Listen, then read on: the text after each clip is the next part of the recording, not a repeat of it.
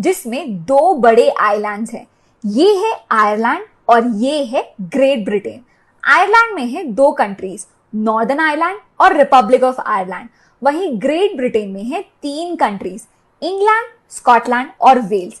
और ये ही है जिन्होंने इंडिया को रूल किया था।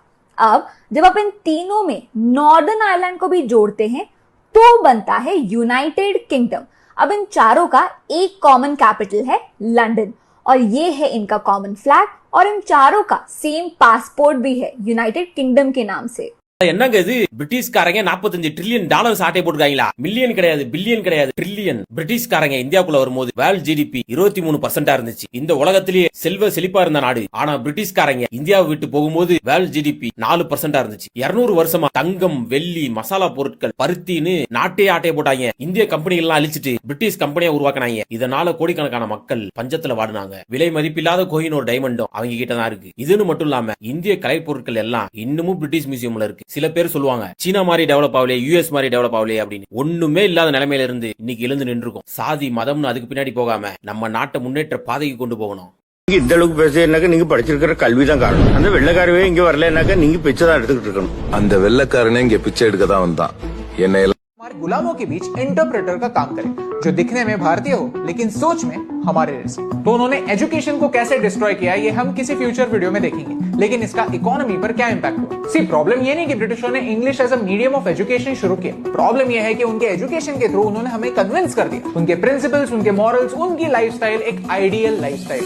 ब्रिटिश कुछ खरीदना एक स्टेटस सिंबल बना, कॉपीकैट उनके गुलाम बन गए। ऐसे गुलाम जो उनसे पैसे लेते नहीं उन्हें पैसे देते थे, और ये पैराडॉक्स हमें कभी समझा ही नहीं। विक्टोरिया मेमोरियल के लिए उस जमाने के 1 करोड़ रुपए हमने दिए। वर्ल्ड वॉर के लिए उस जमाने के 17 करोड़ रुपए वॉर ग्रेचुटी के रूप में हमने दिए। ऐसे ही करते करते दुनिया के सबसे बड़े ट्रेन थियरी और इस लेवल की चोरी करने के लिए ब्रिटिशों को एक नेटवर्क की जरूरत थी और यही नेटवर्क था रेलवेज। कंट्रीब्यूट करता था। At the same time Bharat से वर्ल्ड जीडीपी का 1 की चोरी करने के लिए ब्रिटिशों को एक नेटवर्क की जरूरत थी और यही नेटवर्क था रेलवेज। 1600 में ब्रिटेन नाम का एक छोटा सा देश था जो वर्ल्ड जीडीपी का लेस देन 2% कंट्रीब्यूट करता था। At the same time Bharat से वर्ल्ड जीडीपी का 1/4 यानी 25% आता था। नंबर 1947 में जब ब्रिटिश गए सिर्फ 4% हो गया। ब्रिटिश रेवेन्यू का सबसे बड़ा सोर्स और ब्रिटिश गुड्स का सबसे बड़ा इंपोर्टर भारत ही था, और ये पॉसिबल तभी हो सकता है जब भारत की एग्जिस्टिंग इकोनॉमी को पूरी तरह से तोड़ दिया जाए। कैसे? अगर इंपोर्ट एक्सपोर्ट सी रूट से होती है तो पहले शिप बिल्डिंग इंडस्ट्री को डिस्ट्रॉय कर दो। छत्रपति शिवाजी। अगर इंपोर्ट एक्सपोर्ट सी रूट से होती है तो पहले शिप बिल्डिंग इंडस्ट्री को डिस्ट्रॉय कर दो। छत्रपति शिवाजी महाराज ने हमारे शिप से पोर्चुगीज से हमारे देश को बचाया था। इंपीरियल चोला नेवी इंडोनेशिया तक गई थी। हमारी नेवी हमारी ताकत थी। बंगाल, सूरत, कैलिकट, यहाँ शिप बिल्डिंग बिजनेसेस थे जो ब्रिटिशर्स ने डिस्ट्रॉय कर दिए। ऐसे ही करते करते एग्रीकल्चर और छोटी इंडस्ट्रीज को भी डिस्ट्रॉय कर दिया गया। जब ब्रिटिश यहाँ आए तब उन्होंने हैंडलूम्स तोड़ दिए। वीवर्स को फोर्स किया कि सिर्फ अंग्रेजों को ही बेचे और सेलिंग प्राइस इतनी लो रखी कि वीवर्स कॉस्ट भी कवर नहीं कर पाए। असम और ओडिशा में लोगों को पॉपी उगाने के लिए मजबूर किया जिससे ओपियम बनता है, और इसी ओपियम के साथ उन्होंने चाइना को नशेड़ी बनाया। ये இன்னைக்கு வந்து சவுத் ஆப்பிரிக்கால தமிழர்கள் இருக்காங்க. எந்த சமூகம் அதிகம்? தமிழ் சமூகங்கள் இருக்கு. எந்த சமூகங்கள் அதிகம்? ஆண்ட பரம்பரைகளா அதிகமாக இருக்குது. சவுத் ஆப்பிரிக்க தமிழர்கள் ஜப்பான்ல கொண்டு போய் பிரிட்ஜ் கட்டுறான், எல்லாம் அடிமைகளாக இழுத்துட்டு போனாங்கல்ல. அந்த அடிமைகளாக இழுத்துட்டு போன சமூகங்கள் என்னென்ன இந்தியா முழுக்க நான் கேட்கிறேன். இன்னைக்கு வரைக்கும் வாழ்ந்துட்டு இருக்காங்க. இந்தியன் டயஸ்போரா பாகிஸ்தான்ல கூட இருக்காங்க. யார் யாரு, என்னென்ன காஸ்ட், என்னென்ன கம்யூனிட்டிஸ், அதுல பெரும்பான்மையானவர்கள் பட்டியல் சமூகத்தை சார்ந்தவர்களா இல்லையா? என்னத்தை வாங்கி கொடுத்தாங்க புரியவே இல்லை. கல்வியை சொல்லுவீங்களா? கல்வியில் அவங்க போகும்போது 12% தான் இருந்தாங்க. அதுல 90% பேர் பிராமணர்கள். அப்புறம் 82% வந்துட்டோம் படித்தவர்கள். தலித் மக்களை கொண்டு வந்துட்டோம்ல. During his time as British Prime Minister from 1940 to 1945, Winston Churchill oversaw the Bengal famine of 1943-1944, a devastating period in Indian history under British colonial rule. Historians and critics argue that Churchill's approach to the famine was tainted by racial prejudice. Faced with the devastating loss of life, estimated at around 6 to 7 million Indians, Churchill's policies and attitudes have been scrutinized. Instead of diverting food supplies to Bengal, he prioritized supplies for the Allied forces in Italy. One of the most controversial aspects of Churchill's stance was his alleged racist sentiment. It is claimed that he dismissed the suffering in Bengal callously, stating that even if food were sent, it would be futile since Indians breed like rabbits. This statement reflects a deeply discriminatory mindset, raising questions about Churchill's ethical leadership during a humanitarian crisis. Winston Churchill, who used to be the Prime Minister of the Great Britain in the 1940s, once said, "I hate Indians, they are beastly people with a beastly religion." Now the current Prime Minister of the UK, Rishi Sunak, who has an Indian origin, says, "I'm a proud Hindu." Looks like karma is a real. Bharat को मुगलों ने भी गुलाम बनाया जो मुसलमान थे, और अंग्रेजों ने भी बनाया जो क्रिश्चियंस थे। लेकिन आज आप जितना मर्जी अंग्रेजों को एक्सपोज कर दीजिए, उन पे लगान जैसी मूवी बना लीजिए, बुक्स में उनके बारे में छाप दीजिए, आर्टिकल्स छाप दीजिए, कोई भी हिंदुस्तान का क्रिश्चियन ये प्रोटेस्ट नहीं करता कि आप उन क्रिश्चियंस के बारे में ऐसा मत छापिए। वो हमारे भाई हैं, भले ही वो दूसरे देश में हैं, उन्होंने भारत के साथ जितना मर्जी गलत किया, वो हमारे भाई हैं। ये फर्क होता है पढ़ाई लिखाई का। क्रिश्चियन सोचता है कि ये हिंदुस्तान उनका देश है, और बाहर से आने वाले चाहे उन्हीं के रिलीजन के लोग हो, वो यहाँ पे इन्वेडर थे और उन्हें भगाना जरूरी था। दूसरी तरफ अगर आप मुगलों को एक्सपोज करने जाएंगे कि उन्होंने हिंदुस्तान के साथ कितना बुरा किया था, तो आपको हिंदुस्तान की सड़कों पे प्रोटेस्ट नजर आ जाएगा कि मुगलों को एक्सपोज करने से हिंदू मुस्लिम भाईचारा जो है वो बीजेपी खराब करवा रही है। क्यों? क्योंकि क्रिश्चियंस जो है वो हिंदुस्तान को अपना देश समझते हैं, और अंग्रेज जो बाहर से आए थे उन्हें इन्वेडर समझते हैं। और दूसरी तरफ जो मुसलमान है वो आज भी इस बात का प्राउड लिए फिरते हैं कि कभी मुगलों ने हिंदुस्तान को अपने कब्जे में रखा था। ये फर्क होता है पढ़ाई लिखाई का। जय हिंद, जय भारत, वंदे मातरम। அவங்க மதம் மாத்துறாங்கன்னு சொன்னா நான் வெளிப்படையாவே சொல்றேன் விஷயம் என்ன தப்புன்னு கேக்குறேன். அவன் வர்றான், எனக்கு சோறு போடுறான், குடியிருக்க இடம் கொடுக்குறான், பிளேக்கு தொழுநோயின்னு தொற்று நோய்கள் எல்லாம் கண்டி மாரியாத்தா இறங்கிடுச்சுன்னு சொல்லிட்டு வேப்பல் அடிச்சுக்கிட்டு இருந்த போது அவன் வந்து இது வியாதி, இந்த மருந்தை சாப்பிட்டீங்கன்னா இந்த வியாதி சரியாகும்னு சொல்லிட்டு என் உயிரை காப்பாத்துறான், என் பிள்ளைங்க உயிரை காப்பாத்துனான். ஒரு பக்கம் ஒரு கோவில்ல வந்து என்ன உள்ள விடக்கூடாது, நான் ஒரு காலை வச்சுட்டேன்றதுக்காக என்ன தீட்டுன்ட்டு என் குடிசையை கொடுத்துறீங்க. இன்னொரு பக்கம் அவன் என் தோல்ல கை போட்டுக்கிட்டு இயேசுதான் உண்மையான கடவுள், வா பாஸ் நீயும் என் கூட சேர்ந்து சமாதானமா இருந்தா நான் உனக்கு அப்பம் தருகிறேன்னு கொடுக்குறான். நான் யாரை மதிப்பேன் சார்?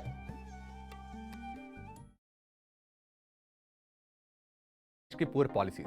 जून 1897 में पूना प्लेग बीमारी से जूझ रहा था, तो ब्रिटिश सरकार ने इसे एपिडेमिक्स डिजीज एक्ट 1897 के अंडर कंट्रोल करने का फैसला किया, और उस वक्त के पूना के plague chief commissioner Walter Rand को इसकी जिम्मेदारी दी गई। लेकिन रैंड के एक्शन ने पूना के लोगों को और परेशानी में डाल दिया। बीमार लोगों के घर जला दिए गए, औरतों को मोलेस्ट करने के मामले भी सामने आए। सरकार के इस एक्शन की वजह से हजारों लोग मारे गए। वहीं पर पूना के दो भाई दामोदर हरि चापेकर और बालकृष्ण हरि चापेकर ने रैंड को मारने का प्लान बनाया। 22 जून 1897 में क्वीन विक्टोरिया की गोल्डन जुबली का इवेंट अटेंड करने के बाद जब रैंड अपने साथी के साथ अपने घर को लौट रहा था, तो इसे गणेश खिंड रोड पर दोनों भाई ने गोली मारकर इसकी हत्या कर दी। दोस्तों, रैंड के मर्डर के लिए दोनों भाइयों को गिरफ्तार किया गया और बाद में इन्हें फांसी दे दी गई। India had vaccines 500 years before the British even knew what germs were. No, not in labs. These vaccines were made by village barbers and cowherds. As early as 16th century, Indians were already fighting smallpox using something called tika. They would scratch your skin and apply a bit of dried smallpox from someone who had a mild case, and your body would learn to fight it. That's the same logic we use in vaccines today. From Bengal to Gujarat, it happened across many places. In some places like Dinajpur, they even had books on how to do it. In 1767, a British doctor named John Zephaniah Hallwell wrote about this. He said Tikadas would treat 8 out of 10 people in one house and sometimes the whole villages. Then in 1802, the British brought their cowpox vaccine called our Tika method a murderous trade and banned it. The British could have studied the method and improvised it, but no, they banned it altogether because they wanted to monopolize everything. They wanted to be the only authorities to sell anything in India. Remember how they even monopolized salt? So the next time someone says British brought us vaccines, remember, they just monopolized it. Mordecai Wolf Hafkeen C. was a bacteriologist from the Russian Empire, later naturalized French. He emigrated and worked at the Pasteur Institute in Paris, where he developed an anti-cholera vaccine that he tried out successfully in India. He is recognized as the first microbiologist who developed and used vaccines against cholera and bubonic plague. He tested the vaccines on himself. Lord Joseph Lister named him a savior of humanity. He was appointed Companion of the Order of the Indian Empire in Queen Victoria's 1897 Diamond Jubilee honors. The Jewish Chronicle of that time noted a Ukraine Jew, trained in the schools of European science, saves the lives of Hindus and Mohammedans, and is decorated by the descendant of William the Conqueror and Alfred the Great. Born Vladimir Aronovich Mordecai Wolf Chavkin A@ equals 28G%028 equals, the fourth of 5 children of Aaron and Rosalie in a family of a Jewish schoolmaster in Berdyansk, Russian Empire. He received his education in Odessa, Berdyansk, and St. Thank you for watching.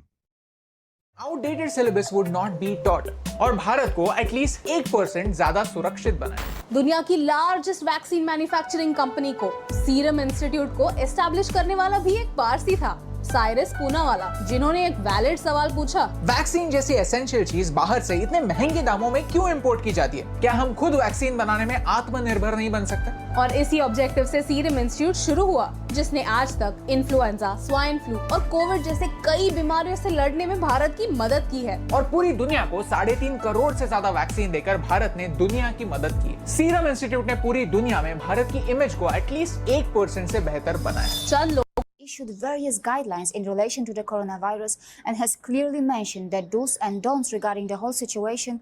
Many across the world continue to look for their own unique ways to contain the virus.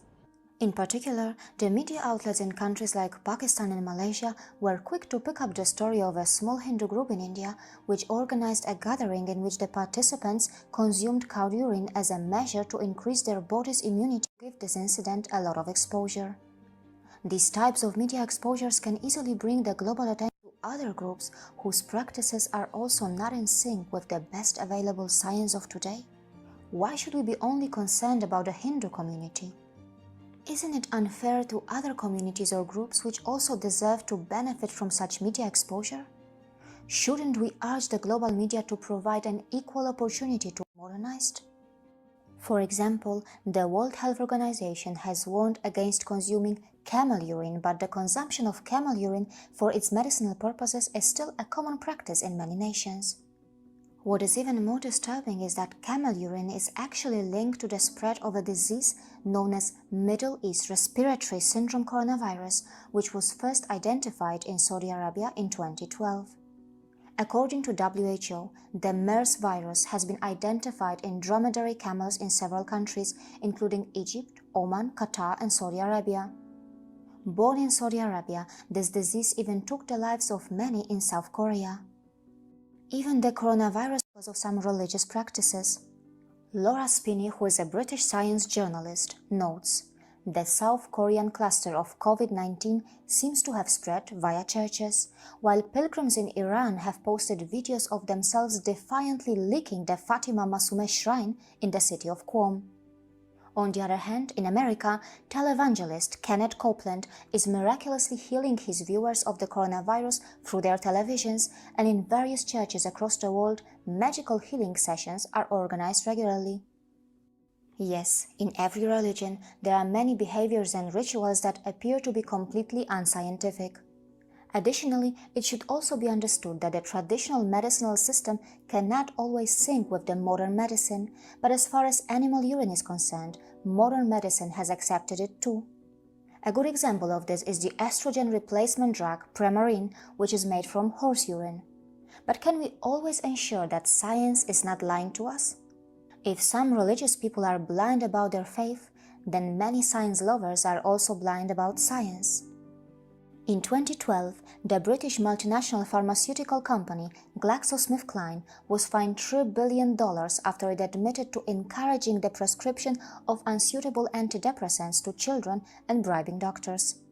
The company drug sold to adults was packaged as a wonder drug that could even help you stop smoking, stay happy, and lose weight. This case was termed as the largest case of healthcare fraud in the American history. Now, give it a thought. The victims of this healthcare fraud were just following science, weren't they?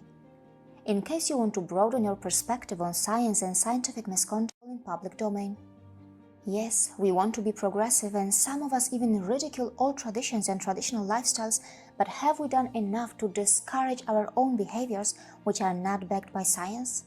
Have we done enough to educate our modern women about FASD? Have we told them what the best available science says about drinking alcohol during pregnancy? Have we done enough to discourage underage drinking that is linked to various types of crimes and sexual risky behaviors? Have we also realized that we are also creating a type of societal pressure on others to follow our ways and choices which are not even backed by science? Yes, we are rightfully concerned about some unscientific traditional practices as well as the spread of coronavirus. But have we done enough to discourage promiscuous behavior and casual dating that leads to multiple partners and the spreading of all sorts of viruses and infections?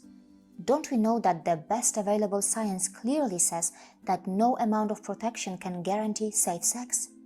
Yes, it may be easy to criticize people, cultures, and nations, but it is very difficult to do a sincere self-introspection. Keeping that in mind, I have published a series of multiple episodes that should help the viewers in broadening their perspective.